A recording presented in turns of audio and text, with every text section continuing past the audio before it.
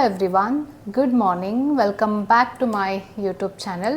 ನಾನು ನಿಮ್ಮೆಲ್ಲರಿಗೂ ಗುಡ್ ಮಾರ್ನಿಂಗ್ನ ಹೇಳ್ತಾ ಇದ್ದೀನಿ, ಆದರೆ ಆಗಲೇ ಸಂಜೆ ಆಗಿ ಹೋಗ್ಬಿಟ್ಟಿದೆ. ಬೆಳಗಿಂದ ನಾನೇನು ರೆಕಾರ್ಡೇ ಮಾಡಿಲ್ಲ.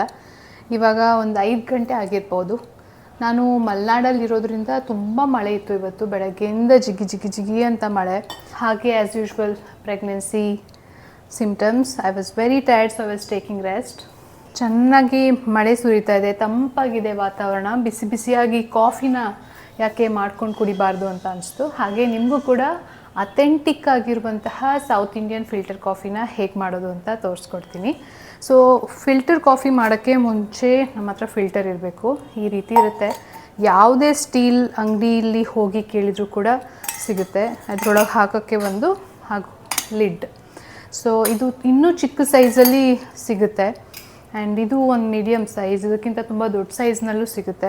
ಸೊ ನಿಮಗೆ ಯಾವ ಸೈಜ್ ಬೇಕು ಆ ಸೈಜ್ನ ತಗೊಂಡು ಇಟ್ಕೊಂಡ್ಬಿಡಿ. ಈಗ ಅದಕ್ಕೆ ಫಿಲ್ಟರ್ ಪೌಡರ್ನ ಹಾಕೋಣ.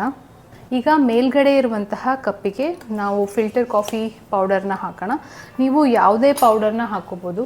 ತುಂಬ ವರ್ಷದಿಂದ ಫಿಲ್ಟರ್ ಕಾಫಿನ ಕುಡಿತಾ ಇದ್ದವರು ಅವರಿಗೆ ಟೇಸ್ಟ್ ಗೊತ್ತಾಗುತ್ತೆ. ಕೊತ್ತಾಸ್ ಹಾಕಿದ್ರೆ ಹೇಗಿದೆ ಅಥವಾ ಬೇರೆ ಅಥೆಂಟಿಕ್ ಕಾಫಿ ಪೌಡರ್ನ ಹಾಕಿದರೆ ಫಿಲ್ಟರ್ನಲ್ಲಿ ಟೇಸ್ಟ್ ಹೇಗಿದೆ ಗೊತ್ತಾಗುತ್ತೆ. ನೀವು ಫಿಲ್ಟರ್ ಕಾಫಿನ ಮೊದಲನೇ ಬಾರಿಗೆ ಸ್ಟಾರ್ಟ್ ಮಾಡ್ತಾಯಿದ್ರೆ ನೀವು ಎನಿ ಫಿಲ್ಟರ್ ಹಾಕಿ ನಿಮಗೆ ಟೇಸ್ಟ್ ಚೆನ್ನಾಗೇ ಬರುತ್ತೆ. ಬಿಕಾಸ್ ಅದು ಹೇಗೆ ಫಿಲ್ಟರ್ ಆಗುತ್ತೆ ಅನ್ನೋದು ಮುಖ್ಯ ಆಗುತ್ತೆ, ಮೋರ್ ದ್ಯಾನ್ ಯಾವ ಫಿಲ್ಟರ್ ಹಾಕ್ತೀರಾ ಅನ್ನೋದು. ಶುರುವಿನಲ್ಲಿ ನೀವು ಕಾಫಿ ಪೌಡರ್ನ ತೊಗೊಂಡಕ್ಕೆ ಹೋದಾಗ ಕೂಡ ಅಲ್ಲಿ ಚಿಕ್ಕೋರಿನ ಮಿಕ್ಸ್ ಮಾಡಿ ಕೊಡ್ತಾರೆ. 20% ಚಿಕ್ಕೋರಿ, 80% ಕಾಫಿ ಪೌಡರ್, ಕೆಲವೊಂದು ಕಡೆ 30-40% ಚಿಕ್ಕೋರಿ ಮತ್ತು ಉಳಿದಿದ್ದು ಕಾಫಿ ಪೌಡರ್. ಹಾಗೆ ನಿಮಗೆ ಯಾವ ಪರ್ಸೆಂಟೇಜ್ ಬೇಕು ಆ ಪರ್ಸೆಂಟೇಜ್ನ ಕಾಫಿ ಪೌಡರ್ನ ನೀವು ಯೂಸ್ ಮಾಡ್ಕೋಬೋದು. ನಾನೀಗ ಇಷ್ಟು ದೊಡ್ಡ ಕಪ್ಪಿಗೆ 4 ಸ್ಪೂನ್ ಕಾಫಿ ಪೌಡರ್ನ ಹಾಕ್ತಾಯಿದ್ದೀನಿ. ಇದು ಕೂಡ ಓವರ್ ದ ಟೈಮ್ ನಿಮಗೆ ಗೊತ್ತಾಗುತ್ತೆ ಎಷ್ಟು ಸ್ಪೂನ್ ಕಾಫಿ ಪೌಡರ್ ಹಾಕ್ಕೋಬೇಕು ಅಂತ. ನನಗೆ ಗೊತ್ತಿದ್ದ ಹಾಗೆ ಕೆಲವೊಬ್ಬರು 5 ಸ್ಪೂನ್ನ ಹಾಕ್ಕೊತಾರೆ, ಕೆಲವೊಬ್ಬರು 3 ಸ್ಪೂನ್ ಹಾಕ್ಕೊತಾರೆ. ಸೊ ನಿಮಗೆ ಎಷ್ಟು ಸ್ಟ್ರಾಂಗಾಗಿ ಬೇಕು ಡಿಕಾಕ್ಷನ್ ಅಷ್ಟು ಸ್ಪೂನ್ನ ಹಾಕ್ಕೋಬೋದು. ನಾನು ಇದಕ್ಕೆ ಈಗ 4 ಸ್ಪೂನ್ ಕಾಫಿ ಪೌಡರ್ನ ಹಾಕ್ತಾಯಿದ್ದೀನಿ. 1 2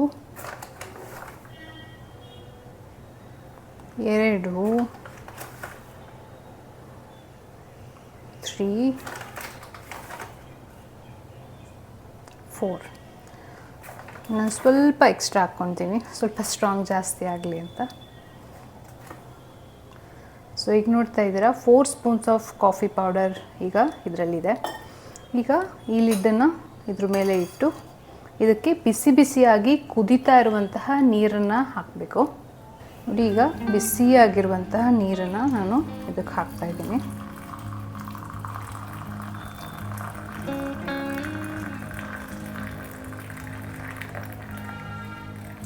ಹೀಗೆ ಇದ್ರ ತುಂಬ ನೀರನ್ನು ಹಾಕಿ ಕ್ಲೋಸ್ ಮಾಡಿದ್ರೆ ಸ್ವಲ್ಪ ಹೊತ್ತಿಗೆ ಡ್ರಾಪ್ ಬೈ ಡ್ರಾಪ್ ಏನಾಗುತ್ತೆ, ಕಾಫಿ ಫಿಲ್ಟರ್ ಆಗಿ ಬರ್ತಾ ಹೋಗುತ್ತೆ. ನೀವೀಗ ನಾನು ಡಿಕಾಕ್ಷನ್ ಹಾಕಿದ್ದನ್ನ ನೋಡಿದ್ರಲ್ವ, ನಾನು ಬರೀ ನೀರು ಮತ್ತು ಕಾಫಿ ಪೌಡರ್ನ ಹಾಕಿದ್ದೀನಿ, ಸಕ್ಕರೆಯನ್ನು ಹಾಕಿಲ್ಲ. ಆದರೆ ಕೆಲವೊಬ್ಬರು ಸಕ್ಕರೆಯನ್ನು ಕೂಡ ಇದಕ್ಕೆ ಹಾಕ್ತಾರೆ. ಕಾಫಿ ಪೌಡರ್ ಹಾಕಿದ ಮೇಲೆ ಅದ್ರ ಮೇಲೆ 2 ಸ್ಪೂನ್ ಸಕ್ಕರೆಯನ್ನು ಹಾಕಿ ಲಿಡ್ ಇಟ್ಬಿಟ್ಟು ಅದ್ರ ಮೇಲೆ ನೀರನ್ನು ಹಾಕ್ತಾರೆ. ಆವಾಗ ಎಕ್ಸ್ಟ್ರಾ ಶುಗರ್ನ ಆ್ಯಡ್ ಮಾಡ್ಕೊಳ್ಳುವಂತಹ ಒಂದು ಕೆಲಸ ಇರೋದ್ರಿಲ್ಲ. ಆದರೆ ಇದರಲ್ಲಿ ಒಂದು ಸುಮಾರಷ್ಟು ಕಪ್ ಕಾಫಿ ಆಗೋದ್ರಿಂದ ಎಲ್ಲರದ್ದು ಕಾಫಿಯಲ್ಲಿ ಎಷ್ಟು ಸಕ್ಕರೆ ಬೇಕೋ ಅದು ಡಿಫ್ರೆನ್ಸ್ ಇರುತ್ತೆ. ಹಾಗಾಗಿ ನೀವು ಆಮೇಲಾದರೂ ಸೇರಿಸ್ಕೊಬೋದು ಅಥವಾ ಇದ್ರ ಜೊತೆಗಾದರೂ ಸಕ್ಕರೆನ ಹಾಕ್ಕೋಬೋದು, ಅದು ನಿಮ್ಮಿಷ್ಟ. ಮತ್ತು ತುಂಬ ಹೊತ್ತೇನು ಕಾಯೋದು ಬೇಕಾಗಿಲ್ಲ. ಕೆಲವೊಬ್ರು ಹೇಳ್ತಾರೆ ರಾತ್ರಿ ಹಾಕಿಟ್ಟು ಡಿಕಾಕ್ಷನ್ನ ಬೆಳಗ್ಗೆ ಕುಡಿಬೇಕು ಅಂತ. ಸ್ವಲ್ಪ ಹೊತ್ತಿಗೆ ಫಿಲ್ಟರ್ ಆಗಿರುತ್ತೆ, we can use it right ಅವೇ. ಈಗ ಹಾಲು ಕೂಡ ನೀವು ಯಾವ ಹಾಲನ್ನು ಯೂಸ್ ಮಾಡ್ತೀರಾ ಅನ್ನೋದ್ರ ಮೇಲೆ ಟೇಸ್ಟ್ ಕೂಡ ಡಿಫರ್ ಆಗುತ್ತೆ. ನಾನು ಈಗ ಯೂಸ್ ಮಾಡ್ತಾ ಇರೋದು ನಂದಿನಿ ಹಾಲು, ಆರೆಂಜ್ ಕಲರ್. ಆದರೆ ಕೆಲವೊಂದು ಸತಿ ಬಫೆಲೋ ಮಿಲ್ಕ್ ಕೂಡ ಯೂಸ್ ಮಾಡ್ತೀನಿ, ಆಕಳು ಹಾಲು ಕೂಡ ಯೂಸ್ ಮಾಡ್ತೀನಿ. ಸೊ ನಾವು ಯಾವ ಹಾಲನ್ನು ಯೂಸ್ ಮಾಡ್ತೀವಿ ಅದ್ರ ಮೇಲೆ ಕೂಡ ಟೇಸ್ಟ್ ಡಿಫರ್ ಆಗುತ್ತೆ. ಸೊ ನಿಮಗೆ ತುಂಬ ತಿಕ್ಕಾಗಿರುವಂಥ ಕಾಫಿ ಬೇಕಾದರೆ ಬಫೆಲೋ ಮಿಲ್ಕ್ ಯೂಸ್ ಮಾಡಿ, ಅಥವಾ ತಿಕ್ಕಾಗಿರುವಂತಹ ಮಿಲ್ಕನ್ನು ಯೂಸ್ ಮಾಡಿ. ಅಥವಾ ನೀರಾಗಿ ಇರಬೇಕು ಕಾಫಿ ಅಂತ ಅಂದರೆ ನೀರಾಗಿರುವಂಥ ಹಾಲನ್ನು ನೀವು ಯೂಸ್ ಮಾಡ್ಕೋಬೋದು.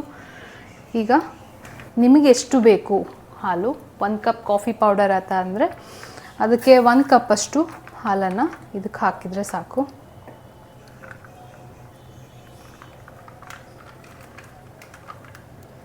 ನನಗೆ ಅಭ್ಯಾಸ ಇರೋದ್ರಿಂದ ನಾನು ಡೈರೆಕ್ಟಾಗೆ ಹಾಕ್ತಾಯಿದ್ದೀನಿ. ಆದರೆ ನೀವು ಮೆಷರ್ ಮಾಡಿ ಹಾಕಿ. 1 ಕಪ್ ಕಾಫಿ ಅಂದರೆ 1 ಕಪ್ ಹಾಲನ್ನು ಹಾಕಿದರೆ ಸಾಕು.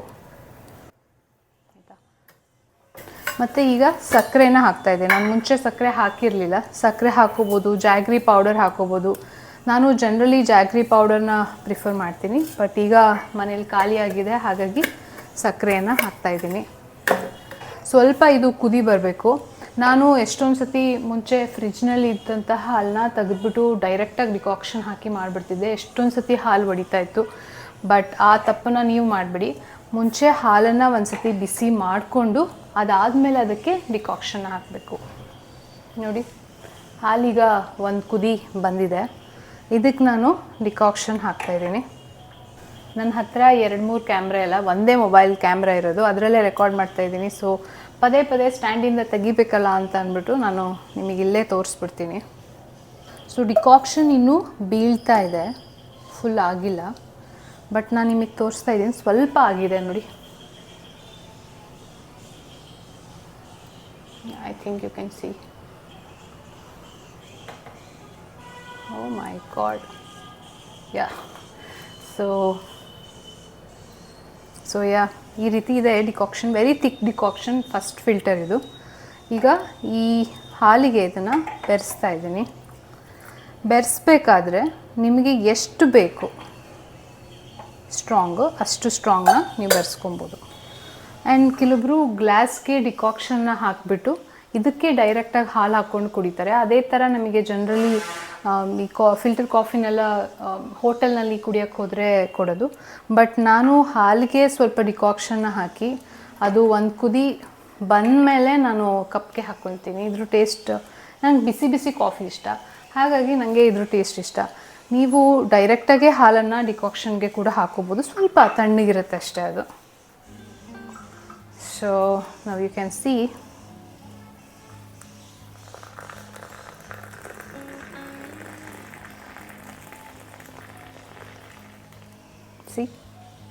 Correct 1 cup.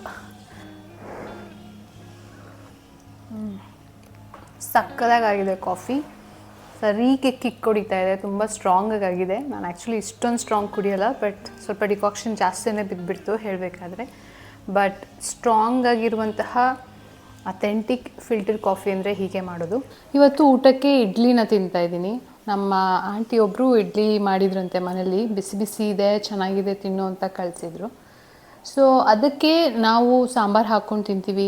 ಮಾಮೂಲಿ ತರಕಾರಿ ಸಾಂಬಾರು ಮಾಡ್ತಾರೆ ಮನೇಲಿ, ಅಥವಾ ಚಟ್ನಿಯನ್ನು ಹಚ್ಕೊಂಡು ತಿಂತೀವಿ. ಬಟ್ ನನಗೆ ಫೇವ್ರೆಟ್ ಕಾಂಬಿನೇಷನ್ ಅಂದರೆ ಇಡ್ಲಿ ಜೊತೆ ಹುರುಳಿಕಾಳು ಸಾಂಬಾರು. ನೀವು ನೋಡ್ತಾ ಇರ್ಬೋದು, ಮಧ್ಯಾಹ್ನದ್ದು ಹುರುಳಿಕಾಳು ಸಾಂಬಾರಿತ್ತು, ಅದನ್ನು ಇಡ್ಲಿ ಜೊತೆಗೆ ತಿಂತಾಯಿದ್ರೆ ನನಗೆ ಸಖತ್ ಇಷ್ಟ ಈ combination. I am not sure ನೀವು ಎಷ್ಟು ಜನ ಇದನ್ನ ಟ್ರೈ ಮಾಡಿದ್ದೀರಾ ಅಂತ. ಮಾಡಿಲ್ಲ ಅಂದರೆ ನೆಕ್ಸ್ಟ್ ಟೈಮ್ ನಿಮ್ಮ ಮನೇಲಿ ಹುರುಳಿಕಾಳು ಸಾಂಬಾರು ಮಾಡಿದಾಗ ಅದು ಒಂದು ಸತಿ ಕುದಿಬೇಕು, ಫ್ರೆಶ್ ಮಾಡಿದ್ದು ಬೇಡ. ಹುರುಳಿಕಾಳು ಸಾಂಬಾರೆಲ್ಲ ಗೊತ್ತಲ್ವ, ಹುರುಳಿಕಾಳು ಸಾಂಬಾರು, ಹೋಳಿಗೆ ಸಾಂಬಾರು, ಇದೆಲ್ಲದೂ ಕೂಡ ಒಂದು ಸತಿ ಕುದ್ಮೇಲೆ ಚೆನ್ನಾಗಿ ಟೇಸ್ಟ್ ಬರುತ್ತೆ. ಸೊ ಇಡ್ಲಿ ಜೊತೆ ಒನ್ ಟೈಮ್ ಆದರೂ ಕುದ್ದಿರೋಂಥ ಹುರುಳಿಕಾಳು ಸಾಂಬಾರನ್ನ ಹಚ್ಕೊಂಡು ತಿಂತಾಯಿದ್ರೆ ಸಕ್ಕತ್ತಾಗಿರುತ್ತೆ. ಸೊ ನೀವು ಕೂಡ ಟ್ರೈ ಮಾಡಿ ನಿಮ್ಮ ಮನೇಲಿ ಹುರುಳಿಕಾಳು ಸಾಂಬಾರು ಮಾಡಿದಾಗ ಅಂತ ಹೇಳ್ತಾ, ಇವತ್ತು ಜಾಸ್ತಿ ನಾನೇನು ರೆಕಾರ್ಡ್ ಮಾಡಿಲ್ಲ because of so many reasons. Thank you so much for watching my video. Do let me know what you think of this. Comment ಸೆಕ್ಷನಲ್ಲಿ ನನಗೆ ನಿಮ್ಗೇನು ಅನಿಸುತ್ತೆ ವಿಡಿಯೋಗಳ ಬಗ್ಗೆ, ಯಾವ ರೀತಿ ಮಾಡಿದ್ರೆ ಚೆನ್ನಾಗಿರುತ್ತೆ, ಅಥವಾ ನಿಮಗೇನಾದರೂ ಪ್ರಶ್ನೆಗಳನ್ನು ಕೇಳಬೇಕು ಅಂತ ಇದ್ದರೆ ಅದನ್ನ ಕೇಳ್ಬೋದು ಅಂತ ಹೇಳ್ತಾ, bye, see you tomorrow, good night.